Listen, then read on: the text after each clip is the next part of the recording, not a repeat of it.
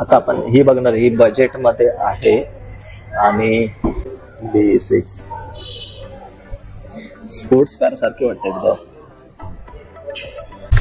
Hello मित्रांनो, आता आपण आहोत नेक्सॉन EV मध्ये. हे बघा 360 कॅमेरा आहे, 360 डिग्री कॅमेरा दिला गेला. एकदा चालू करून दाखवा.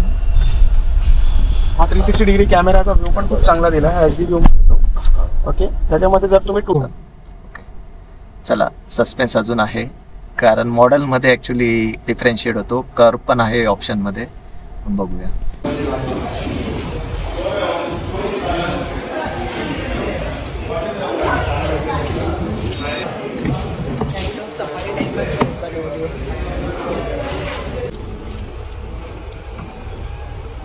पण मग अर्धीच बंद होणार आहे आणि अर्धीच उघडणार.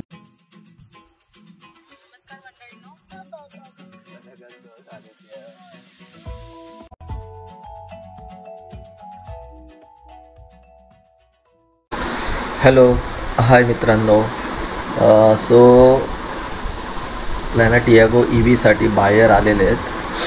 प्लॅन चालला आहे सेल आउटचाच.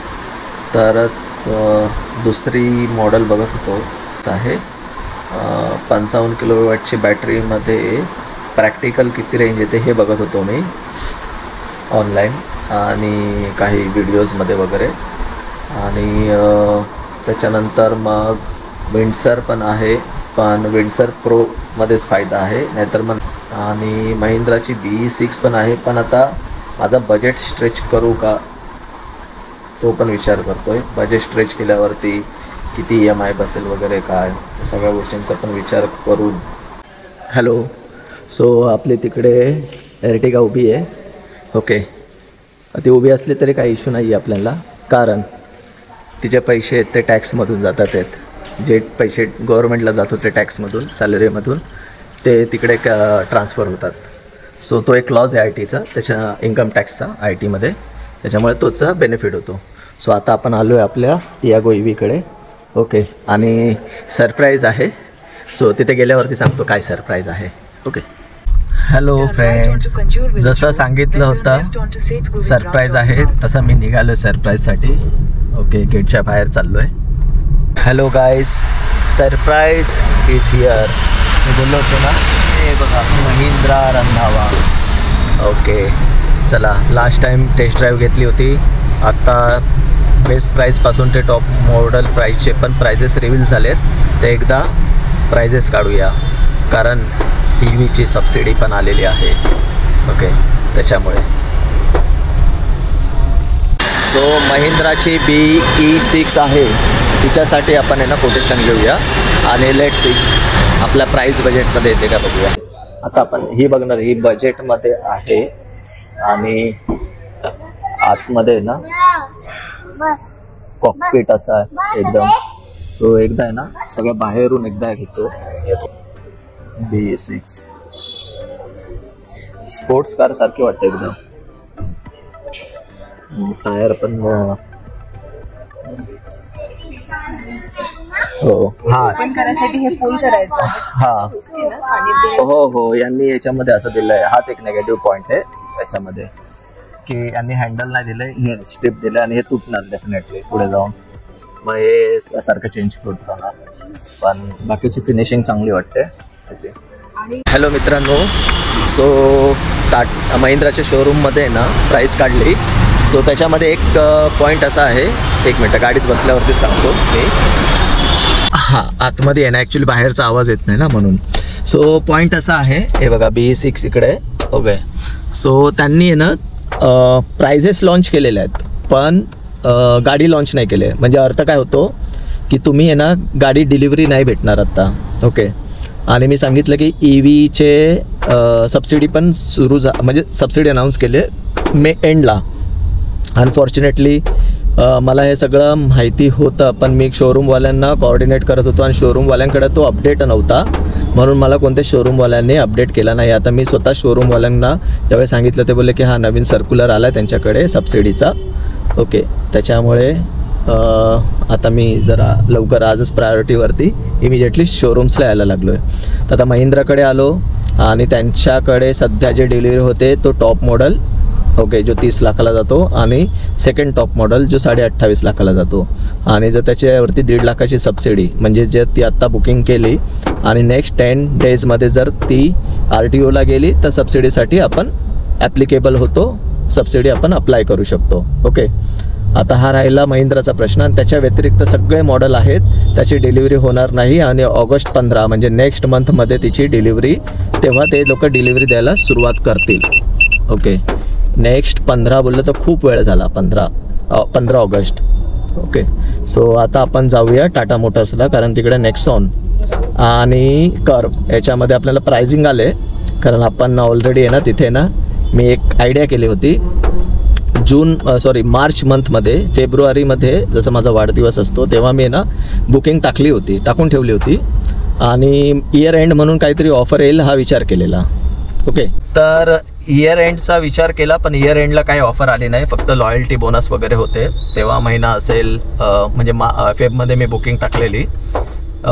पण आणि प्लॅन चालू होता, आपली टियागो EVला अपग्रेड करायचाच आहे. आणि प्लॅन चालू होता, पण एक सांगतो, EV गाडीमध्ये रिसेल नाही आहे. ॲक्च्युली लोकांना अवेअरनेस नाही की लोकांना आवडत नाही EV गाडी, म्हणून ते रिसेल नाही आहे. ओके, पण तरी मी EVवरतीच जातो आहे, कारण EVचे बेनिफिट्स पण आहेत त्याच्यामुळे. ओके, तो सेकंड पार्ट झाला. आता बॅक टू टॉपिक. सो मी बुकिंग केली होती आणि नेगोशिएशन पण केलं होतं चांगलं. ओके, बऱ्यापैकी चांगलं. त्याच्यामध्ये 24चा मॉडेल हा चांगले प्राईजमध्ये येत होता. आणि त्याच्यात प्लस 24चा मॉडेलवरती नेगोशिएशन करून त्याच्यानंतर मग त्याच्यावरती डिस्काउंट, लॉयल्टी बोनस, कारण EV ओनर आहे टाटाचाच, त्यामुळे त्यांचा लॉयल्टी बोनस पण भेटतो. ते करून सुद्धा एक चांगली प्राईज आली होती. तरी मी त्यावेळी काय माहिती, माझी ही गाडी जात नव्हती टियागो EV, म्हणून मी रेडी नाही झालेलो. पण बोलतात ना, जे होतं चांगल्यासाठी होतं, त्या हिशोबाने मी वेट केला. आणि महाराष्ट्र गव्हर्नमेंट, मला माहिती नव्हतं, मे बी अजूनही टॅक्ससाठी पण बेनिफिट सुरू करतील, कारण अजूनही लोकांनी तो अवेअरनेस अजून नाही EVसाठी, तर मग गव्हर्नमेंट ते पुश करेल. तर टॅक्सचा बेनिफिट अजून तरी नाही आहे, पण EVमध्ये सबसिडी आलेली आहे, प्लस लॉयल्टी बोनस पण आहे. आता जाऊया टाटाच्या शोरूमला, आणि त्यांनी मला नवीनवालं कोटेशन दिलेलं ते पहिल्यापेक्षा कमी आहे. ओके, त्याच्यामुळे सध्या तरी ही गाडी सेल न करता मी पहिली ती घेईल, कारण हिच्यासाठी बाहेर आलेले आहेत. 10-15 हजारासाठी फक्त नेगोशिएशन चालू आहे. तर माझा विचार चाललेला आहे की 10-15 हजाराचा विचार न करता ही गाडी देऊन टाकेल, आणि त्याची तीवाली आपल्याला हवे तशी लॉंग रेंजमधली गाडी उचलेल. ही ज्यांना भेटेल त्यांनाही बेनिफिट आहे, कारण सिटीसाठी सर्वात बेस्ट गाडी आहे टियागो EV. कॉमेटवरती जाऊ नका, त्याच्यापेक्षा टियागो EV घ्या, सर्वात बेस्ट गाडी आहे. ओके, चला आता मी जातो टाटाच्या शोरूमला, बाजूलाच आहे इथे.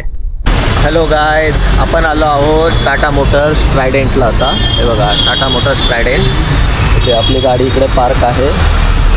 हा आहे विक्रोळी ट्रायडेंट. आणि आता आतमध्ये जाऊ आणि आपला बाकीचा डिस्कशन इकडे करूया. ओके, चलो. आणि हे टाटा मोटर्सचं शोरूम.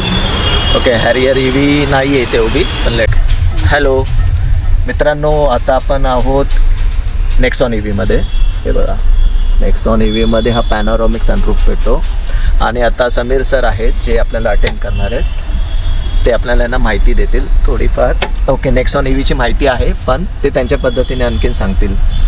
एक्झाम्पल जसं की 12 इंचचा टच स्क्रीन आहे, आणि सर त्याच्यामध्ये डुवालेंचा इन्फोटेनमेंट सिस्टम आहे तो हार्मनचाच. त्याच्या कनेक्टिव्हिटीमध्ये तुम्हाला AM, FM, USB, Bluetooth, Android auto, Apple CarPlay, wireless पण दिला गेला. ओके, त्या व्यतिरिक्त इव्हन जो कॉकपिट आहे तो पण तुम्हाला पूर्ण डिजिटल भेटतो. इव्हन कॉकपिटमध्ये तुम्ही नॅव्हिगेशनही पाहू शकता जर तुम्ही फोन कनेक्ट करताय थ्रू अँड्रॉइड और ॲपल कारप्ले, असं दिलं आहे. परत आयरा कनेक्ट ॲप येते व्हेकलमध्ये, ज्याच्यामध्ये 40+ कनेक्टेड फीचर्स येतात. त्याच्यामध्ये तुम्हाला जिओ फॅन्स तुम्ही सेट करू शकतात, कारची व्हेकल ट्रॅक करू शकतात, नॅव्हिगेट करू शकतात, व्हेकलचे पूर्ण डायग्नॉस्टिक दिसतात तुम्हाला त्याच्यामध्ये. असं ऑटो डिमिंग मिरर येतो आतमध्ये. Okay, yes. याच्यामध्ये ॲडास नाहीत ना नेक्सॉन? नाही, ह्याच्यामध्ये ॲडास मध्ये आहे. टॉपमध्ये पण ॲडास एम्पावर्ड प्लस A वाला जो व्हेरियंट आहे त्याच्यामध्ये. हो. आणि याच्यावर 360 कॅमेरा आहे. 360 डिग्री कॅमेरा दिला गेला. एकदा चालू करून दाखवा. हा 360 डिग्री कॅमेराचा व्ह्यू पण खूप चांगला दिला आहे, HD व्ह्यू मिळतो. ओके, त्याच्यामध्ये जर तुम्ही 2D मध्ये बघता तर तुम्हाला 4 अँगल्स दिसतात, फ्रंट, राईट, रिअर, लेफ्ट. असं. जर तुम्ही तोच 3D मध्ये बघायला झाला 3D ॲनिमेशन मध्ये तुम्हाला आणि रिअल टाइम दिसतं.